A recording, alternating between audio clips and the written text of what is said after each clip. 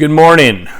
Welcome to December 10th. I'm taping this the 9th, and it's a beautiful day out, sunny and clear.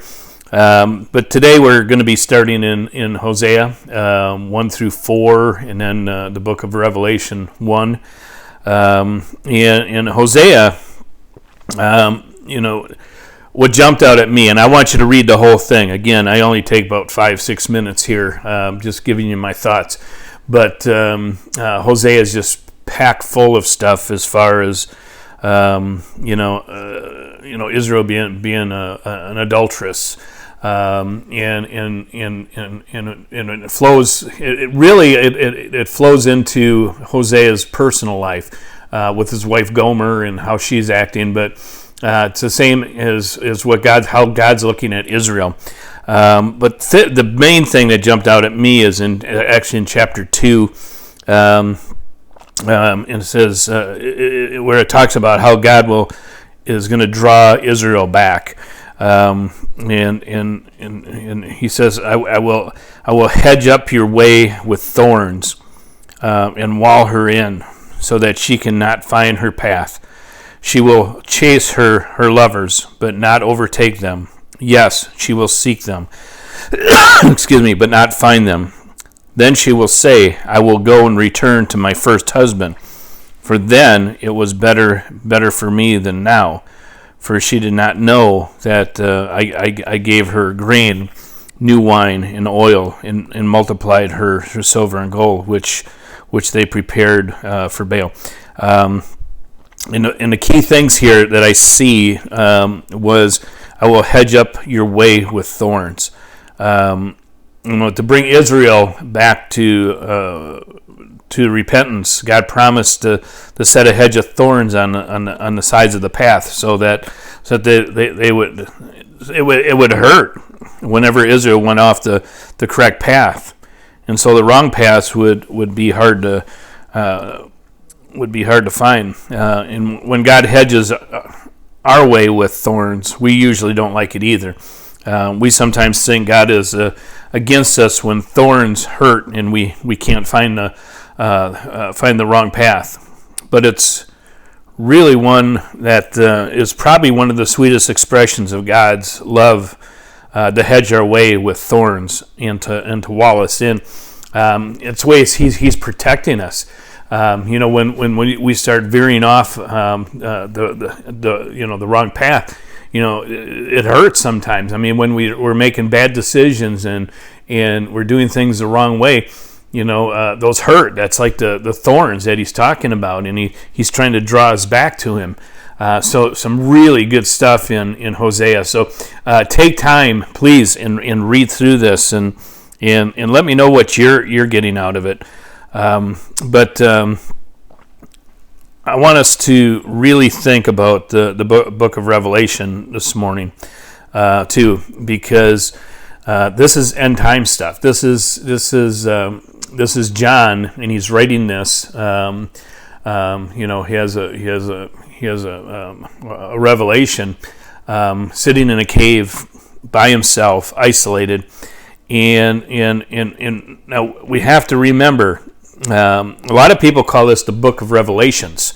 It's not the book of Revelations. It's not more than one revelation. This is a single revelation of John. And from the outset, we're given the most important truth about the book of Revelation. This book shows us the Antichrist. It shows us God's judgment. It shows us calamity in the earth, and it shows us the mystery of Babylon, in very, very vivid detail. Most of all, it's the revelation of Jesus Christ to us.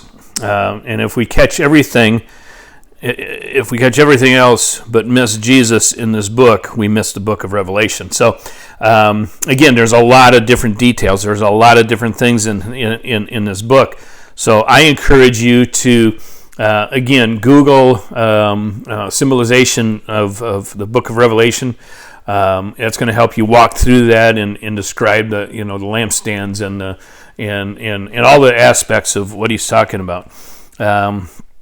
and how we need a revelation of Jesus. The great fault of many professors is that Christ is to them a character upon paper, certainly more than a myth, but yet a person of the past, and a historical personage who lived many years ago and did most admirable deeds, by the which we are saved, but who is far from being a living, present, bright reality. And C.S. Spurgeon wrote that.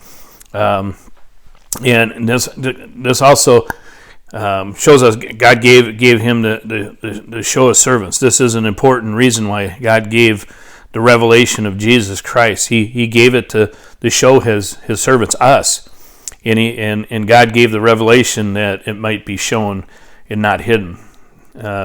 This is very important to us, and I just want to read this part too and I pulled up from again Matthew Henry. It says, "Things which must shortly take place."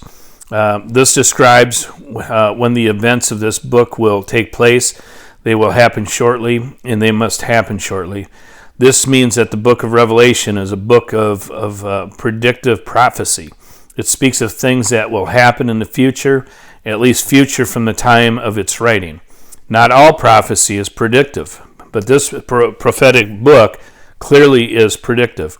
It describes things that must shortly take place. The time is near, and I said that in Revelation 1:3. For the fulfillment of these things, but the time was not present at the time of this writing. Some would say that we would not be concerned with prophecy, that it's a frivolous exercise. But if God was concerned enough to talk about it, we should be concerned enough to listen. Some tell us that what is yet future ought not to be examined until after it has come to pass. I can hardly realize that this is seriously meant. And there's a writer, Cease, that wrote that. This is a prophecy of end times. This is these are things that, again, being the watchman for Jesus and for his people. This stuff it will happen. This is going to go on. And again, take time to read through it. Read through the symbolizations, read through the things that we're talking about today, and for me, it's just it was such a hard book to read through. Probably the first few times that I did, until I totally really understood it. And in the very first book here, it's greeting the seven churches. Again, we're seeing the vision of the Son of Man, and it just it's the things that we need to have in order to know who Jesus is. Again, if we miss Jesus in this book, then we're missing out the whole thing. So enjoy reading. If you have any questions, let me know. We can break it down even further. If you have some questions and some thoughts on it, if you're not understanding it, let me know. I would love to talk with you. Give me a call or text me, email me, stop over at the church, whatever, and we can sit down and talk through this stuff. So have a great, blessed day today, and I will see you in the morning.